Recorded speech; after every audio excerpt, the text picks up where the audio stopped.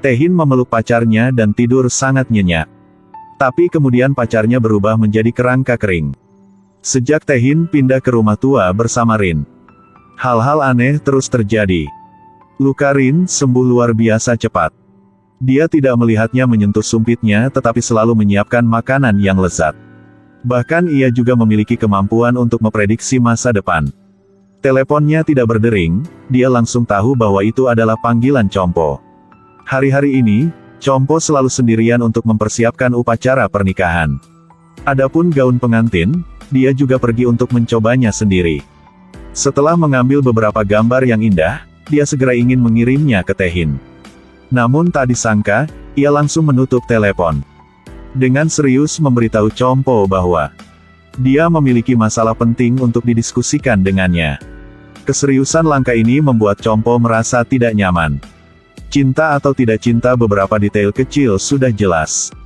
Meski begitu, Chompo tetap menolak untuk mengakui kebenaran yang menyakitkan ini.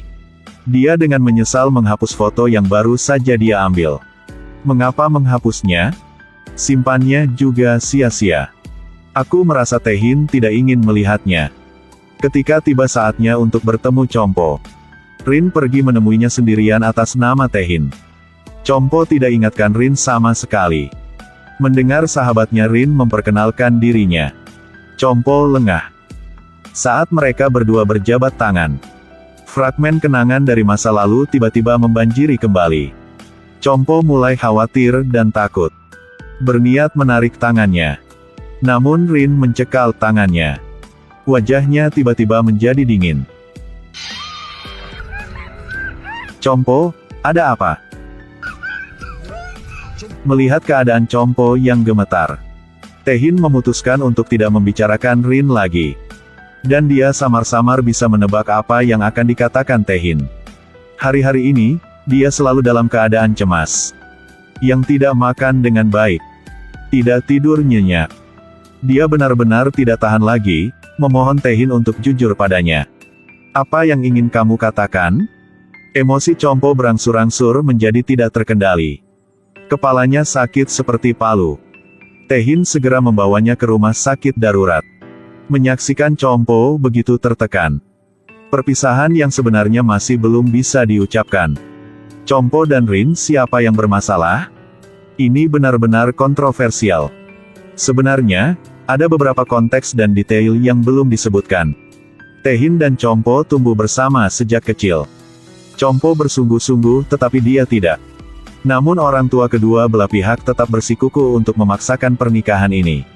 Di sekolah menengah, ketika Taehin melihat Chompo menari, Taehin jatuh cinta pada sahabat Chompo, Rin.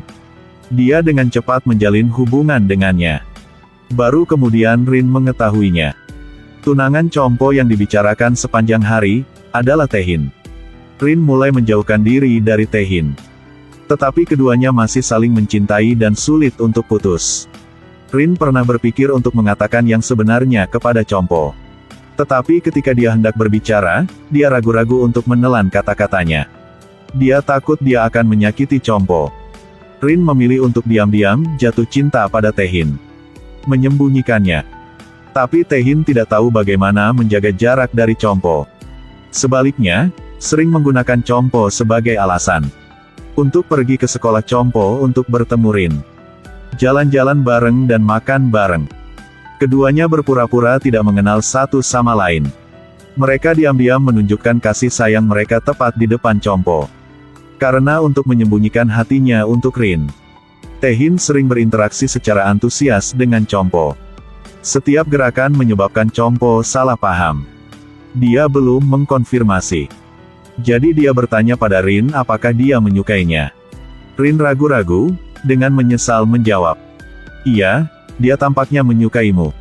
Yang membuat Chompo mengklaim bahwa Taehin sudah menyukainya. Ketika keluarganya mengetahui hubungannya dengan Rin, untuk memisahkan dia dan Rin, ibu Taehin memutuskan untuk membawa Taehin dan Chompo ke luar negeri untuk belajar. Taehin merasa bahwa ini adalah kesempatan yang baik untuk melarikan diri dari mata orang tuanya. Jadi dia berniat untuk membawa Rin bersamanya ke luar negeri. Chompo benar-benar menjadi perisai untuk cinta mereka berdua. Compo mendengar berita ini dengan telinganya sendiri. Pikirannya langsung kosong. Dia tidak bisa membayangkan berapa lama mereka berdua bersama. Dia seperti orang bodoh, terjebak di antara mereka berdua. Tidak ada seorang pun seperti dewa yang dapat dengan sempurna menyelesaikan setiap masalah dalam cinta. Rin dan Taehin sama sekali tidak bermaksud menyakiti Compo. Hanya saja jika mereka memberitahu Compo lebih awal, dia mungkin tidak akan begitu bermusuhan. Dan akhir Rin tidak akan begitu kejam. Tapi apapun yang terjadi, hidup masih lebih berharga daripada cinta. Rin sekarang memiliki lesung besar yang membusuk di tubuhnya. Alasannya karena dia membunuh seorang pria busuk yang berniat untuk menggertak wanita. Biksu itu memberitahu Rin bahwa jika dia terus membunuh orang, kesalahannya akan lebih buruk. Pembusukan tubuh akan meningkat, dan masa tinggalnya di bumi akan dipersingkat. Rin mulai khawatir. Jika ini terus berlanjut, dia tidak akan bisa tinggal lama dengan kekasihnya.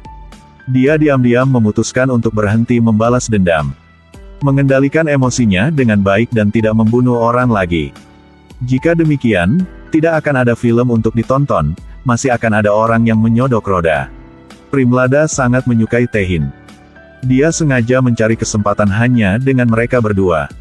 Membuat kontak dekat dengannya, biarkan wartawan untuk mengambil gambar. Keesokan harinya rumor keduanya menempati halaman depan.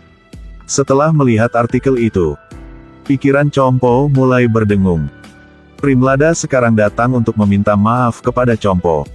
Dengan sikap yang dipaksakan. Dengan alasan bahwa Taehin secara aktif mengejarnya.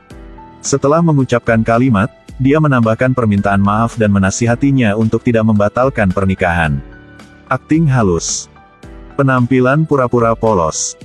IQ Compo jarang bersinar seperti ini. Dia tahu tujuan Primlada hanya dengan melihatnya. Dia bilang akan tidak membatalkan pernikahan. Membuat seseorang gagal mencapai plot. Aktor Primlada jadi sangat gila di tempat. Meski apa yang dikatakan Primlada bohong semua. Satu kata yang benar. Taehin memberitahuku. Dia tidak ingin menikah. Kata ini seperti 1000 jarum tajam. Yang menusuk hati Compo. Taehin benar-benar memperlakukannya dengan sangat baik. Tapi sampai sekarang dia tidak pernah merasakan cinta di matanya. Compo selalu merasa itu karena dia tidak cukup baik. Semangatnya sering dirusak oleh pikiran untuk menyangkal dirinya sendiri. Compo sudah cukup menderita. Dia mengumpulkan keberanian untuk bertanya kepada Taehin apa yang sebenarnya dia inginkan. Dari sikap Taehin yang goyah, Compo akhirnya mengerti bahwa dia tidak mencintainya sama sekali.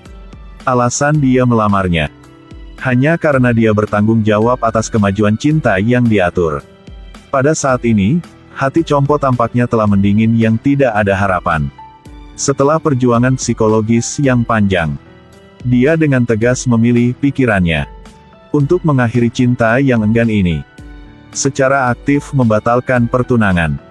Ibu Taehin, setelah menyelidiki, tiba-tiba menemukan Taehin dan Rin yang tinggal bersama. Dia dengan marah bergegas ke rumah tua untuk mencarinya. Anehnya di dalam rumah tidak ada barang-barang milik wanita. Bahkan Taehin pun merasa aneh. Dalam sekejap, bagaimana Rin bisa membereskan barang-barang seperti itu? Ibunya tidak bisa menemukan Rin. Jadi langsung bergegas ke tempat di mana Rin dibesarkan, yaitu panti asuhan. Dia dengan keras memberontak. Memaksa direktur untuk menyerahkan Rin. Dia sangat bosi. Dan memandang rendah orang-orang di panti asuhan. Tolong sampaikan kepada Rin. Jika dia berani mengacau putraku, aku akan menghancurkan panti asuhan ini. Tidak peduli apa, kalian jenis orang setengah sampah yang tidak bisa melakukan apapun padaku. Mereka tidak punya cara tapi aku punya cara. Melihat Ibu Taehin begitu liar di hadapan hukum, emosi Rin tidak bisa ditahan lagi. Membakar ujung bajunya.